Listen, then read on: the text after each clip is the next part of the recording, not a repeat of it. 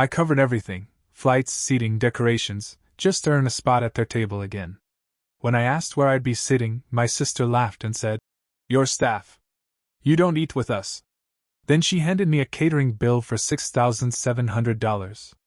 I didn't argue. I just went upstairs, sat on the edge of the bed, and started sending 1-cent Venmo payments to each of the 19 guests, each one titled, "Enjoy." I paused our shared Netflix account, changed all their return flights, and booked myself into a hotel. By midnight, I had 94 missed calls, the smell of scorched bread rolls coming from the kitchen downstairs, and then came a moment no one would forget.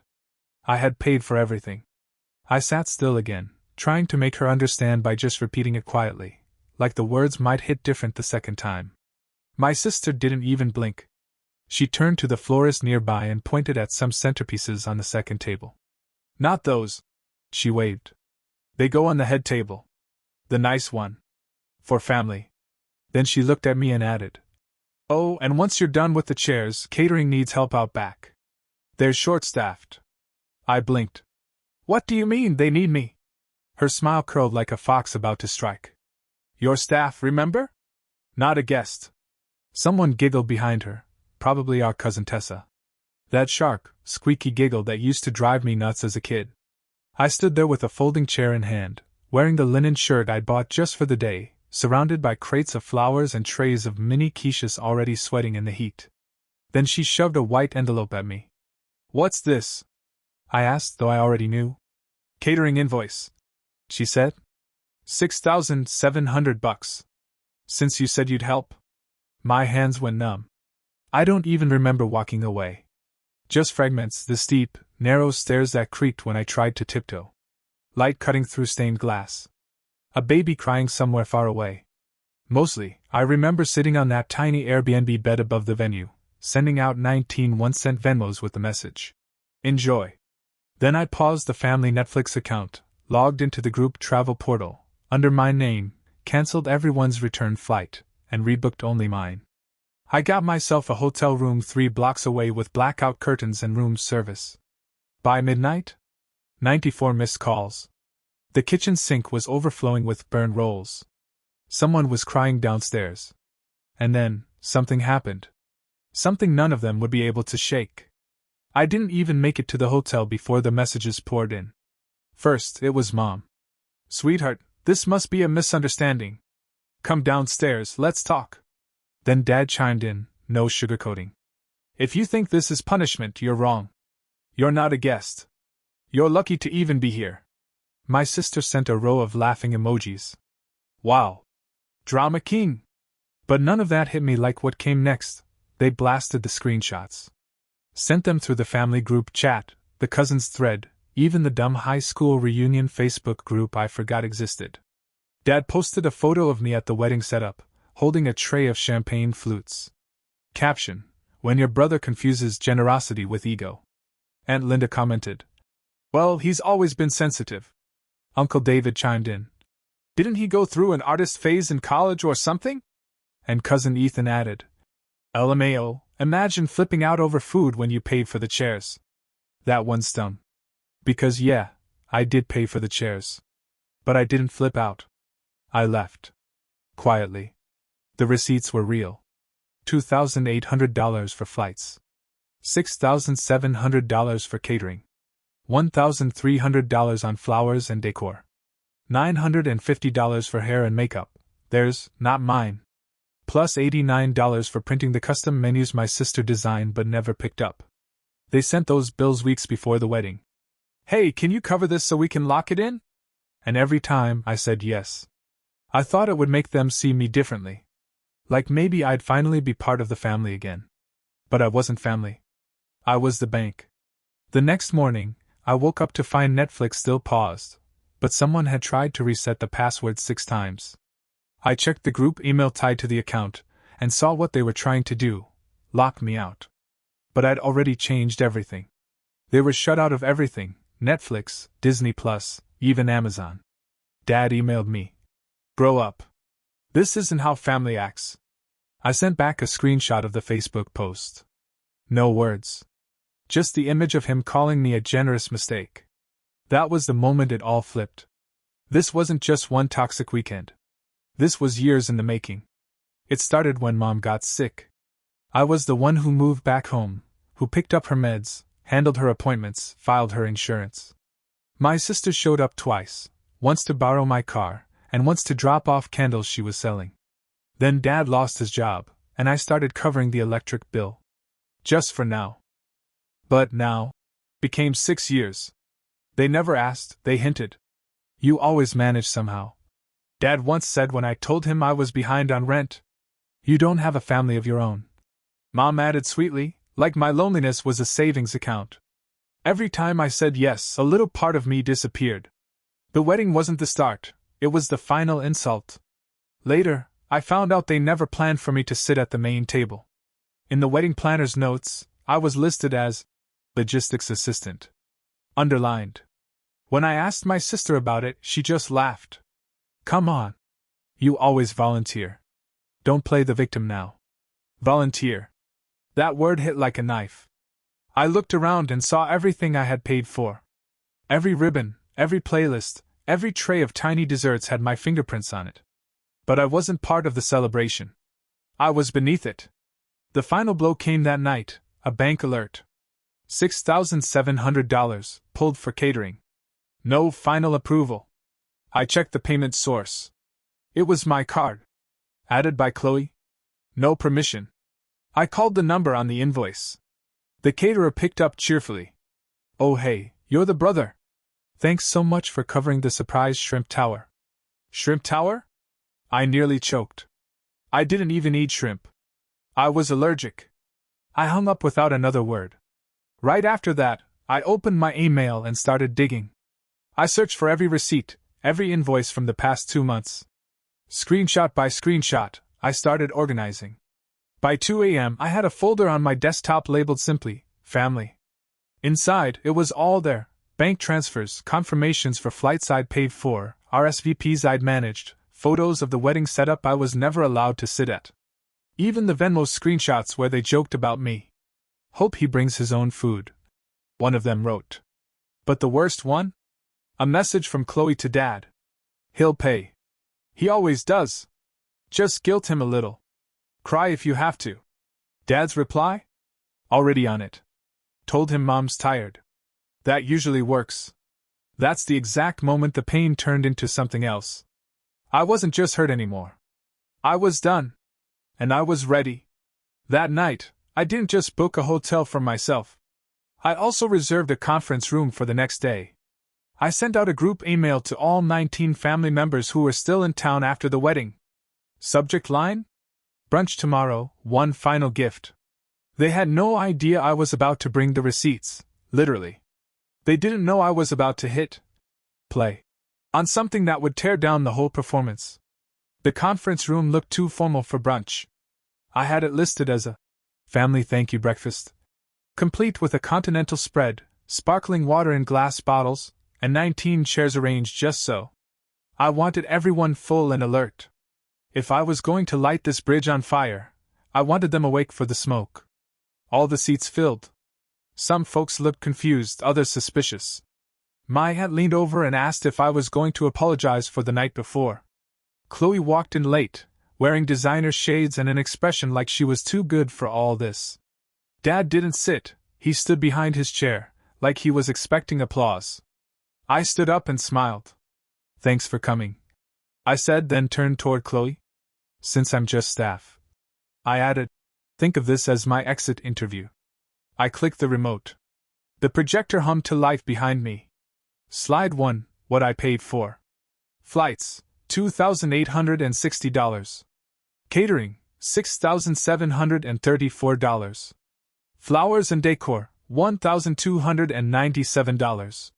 Hair and makeup, $950. Custom menus, $89. Venue deposit, $4,000. Total, $15,930. There were whispers. Some jaws dropped. Aunt Julia leaned toward someone and whispered, Wait, he paid for all that? Slide 2 came up. Screenshots. Messages. From Chloe. From Dad. He'll pay. He always does. Cry if you have to. Tell him Mom's tired. Gasps. One cousin covered her mouth. Then slide 3, how they thank me.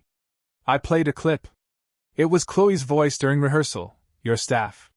You don't eat with us. Then Dad's Facebook post, when your brother confuses generosity with ego. I looked right at him. You posted that the same day I paid for your flight here. Dead silence. Slide 4, the catering invoice. My credit card info visible. One item highlighted in red, surprise shrimp tower. I'm allergic, I said flatly. But thanks. Chloe laughed, a sharp, nasty sound. Oh my God, are you seriously doing this? Right now? You're being petty. I kept my eyes on her. No. You are. I'm just showing my work. Then I clicked to the final slide. What comes next? I paused for a moment. Since I was treated like hired help, I've submitted refund requests to every vendor under false authorization claims. Some are under review. Chloe shot up. That's fraud. I didn't blink. No. Fraud is using someone's credit card without asking. Which you did. Dad's expression twisted. You're just trying to humiliate us. I nodded. Nope. You did that all by yourselves. I'm just making sure no one misses it. I turned to the room. I paused Netflix. I canceled your flights. I took back the hotel bookings under my name. If you're stuck here, that's on you. You made that clear when you handed me a catering bill and stuck me at the back with the crates. Uncle Greg stood up, arms crossed. You're blowing this way out of proportion. I took out my phone. Am I? I tapped a button. An audio recording began to play. Chloe's voice. He's so desperate to be accepted. Just let him pay. He's like a golden retriever. Throw him a bill and he'll chase it. Silence. Real silence. Chloe lunged for the laptop. Turn it off. I closed it calmly. You wanted staff? This is what staff does. We keep records. Then I turned to the last guest, Liam. Chloe's ex. I had invited him quietly. He stood now, holding a folder. By the way, I said, he's got something to share, too. Liam opened the folder and held up printouts. Screenshots. Receipts. Messages. I stayed quiet when she lied about me. He said, looking right at Chloe. But not anymore. She stole from me. Forged my name on a lease. Told people I hit her. None of it's true. And now, everyone's going to know. Chloe went pale. You're crazy. Liam didn't say another word. He just handed the folder to Aunt Linda, who started flipping through it slowly. Dad's voice barked. Enough. You've made your point. Sit down before you ruin everyone's day. I stepped forward. You already ruined mine. And every other day you treated me like a debit card with a pulse. Mom finally spoke. We're your family. No, I said, my voice steady. Family doesn't humiliate you for fun and call it tradition. Family doesn't treat your help like a receipt. Or your absence like an inconvenience. I grabbed my jacket. This is the last table I'll ever set for any of you. I was never staff. I was your son. I paused at the door. Nobody followed. Just before I walked out, I said, without looking back. Tips already included. You paid in humiliation. And then I left. The real silence? That came after. I didn't even head back to the hotel. I didn't need a bed. I needed space. I flagged down a cab, handed the driver cash, and said, Take me to the nearest train station. He asked, North or south? I said, Away. I booked a first-class ticket. Private cabin. Spotty Wi-Fi. Perfect. The silence started working on them immediately. Within 16 hours, my phone buzzed 94 times. Chloe texted, You just destroyed our wedding. Who does that to family? You made it personal. Dad left 4 voicemails.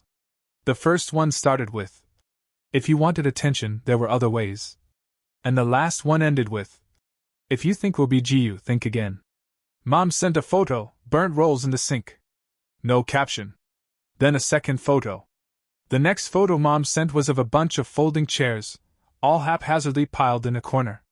Then another, the main table, stripped down to nothing but a sad, wilting centerpiece. The last thing was a voice memo. Her voice was shaky. I just wanted us to be together.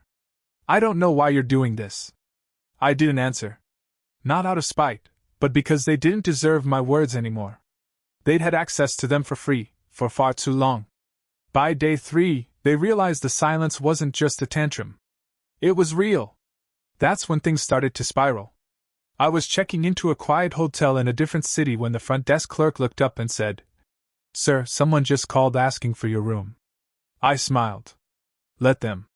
They tried to find me, through mutual friends, Venmo, even LinkedIn. Chloe messaged an old college buddy of mine, asking, "Can you tell him I'm sorry?" We didn't mean for it to go that far.